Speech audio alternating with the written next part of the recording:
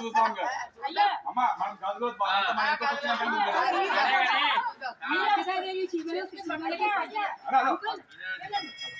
అయ్యా మాకు ఇవన్నీ తెలియను కావు. అయినా లోక కళ్యాణం కోసం ఇవన్నీ అడగవలసి వస్తుంది.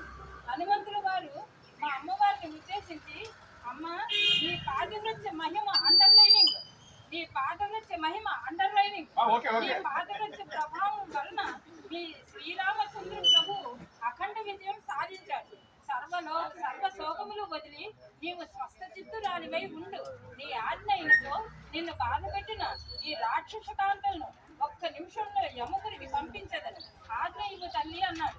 అందుకు మా అమ్మవారు విశేషమైన కరుణ కలది కనుక ఆయన హనుమంత ఇంత శుభకరమైన విశేష ఆనంద సమాచారం తెచ్చిన నీకు బహుమతిగా ఇవ్వడం ఏమీ లేదు.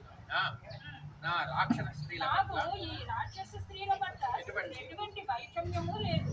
మీరు కేవలం వారి ప్రభు అయిన రావణాసురుణ్ణి ఆజ్ఞ మేరకు అలా పంపించారు కానీ వేరే భావం ఎంత అడగక ముందే మా దగ్గర ఏం లేవని చెప్పేసి అంతే.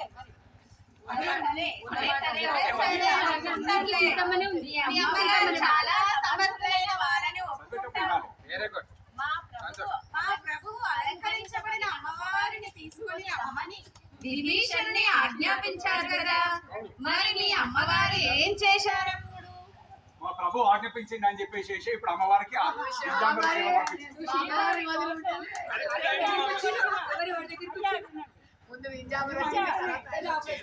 అయ్యా వినండి. శ్రీవారి కోసం అరణ్యాలకు వచ్చిన మా సీతమ్మను, రావణాసురుడి చెరలో ఉన్న 12 మాసములు ఉన్న మా సీతమ్మను యుద్ధానంతరం అగ్ని ప్రవేశం చేయమని చెప్పాడు మీ ప్రభువు.